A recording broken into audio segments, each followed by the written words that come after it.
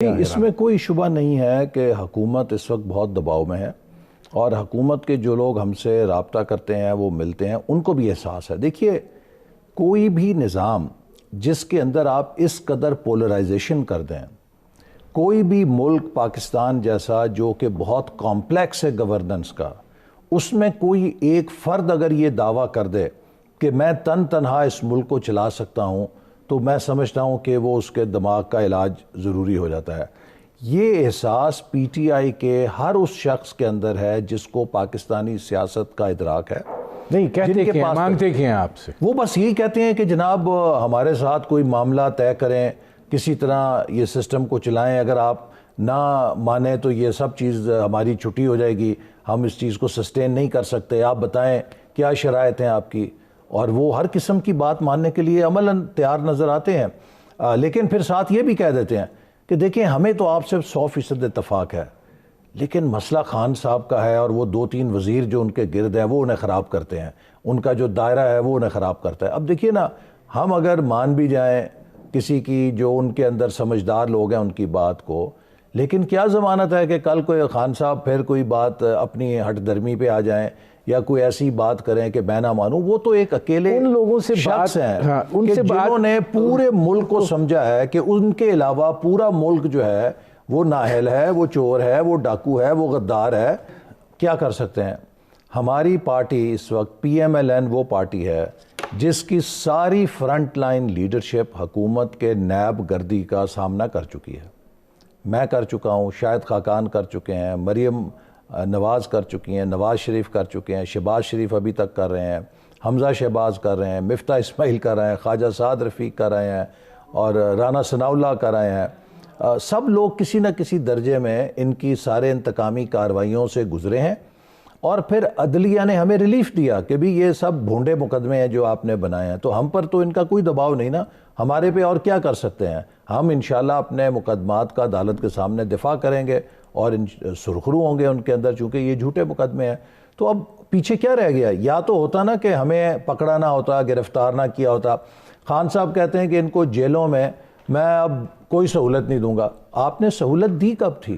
دیکھیے، میں اور شاہد خاقان عباسی ڈیالہ جیل میں تھے، ندیم صاحب ہم ان چکیوں میں تھے جہاں سزائے موت کے قیدی رکھے جاتے ہیں۔ بتائیے کہ اگر میں نے سی پیک کو کامیاب کیا اور پاکستان میں 29 ارب ڈالر کی سرمایہ کاری کو ایک حقیقت بنایا، تو مجھے یہ جرم ہے کہ میں سزائے موت کی چکی کاٹوں، لیکن ہم نے کبھی شکوہ نہیں کیا۔ ہمارے سیاست کی اگر یہ قربانی ہے، ٹھیک ہے۔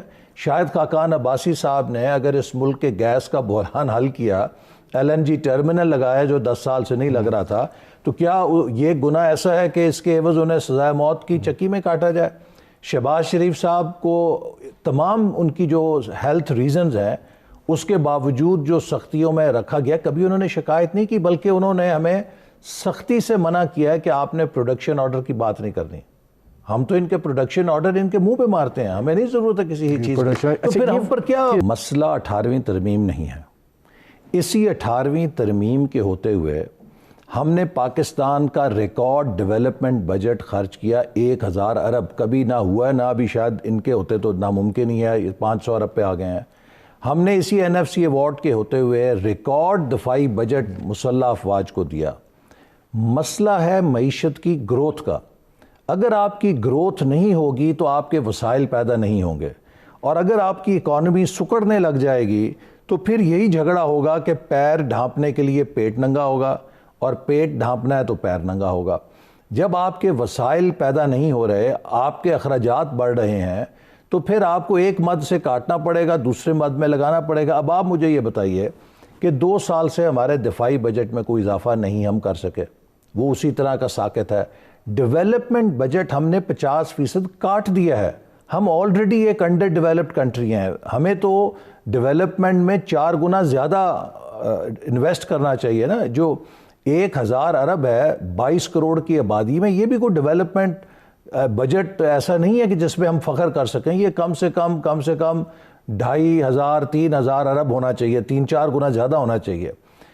جائے کہ آپ اسے 500 ارب پہ لے آئیں، اور دفاعی بجٹ آپ کا فریز ہوا ہے۔ بھارت آپ کا جو دشمن ملک ہے، اس کا جو سالانہ اضافہ ہے دفاعی بجٹ میں وہ اب آپ کے کل دفاعی بجٹ کے برابر ہو گیا. کیوں؟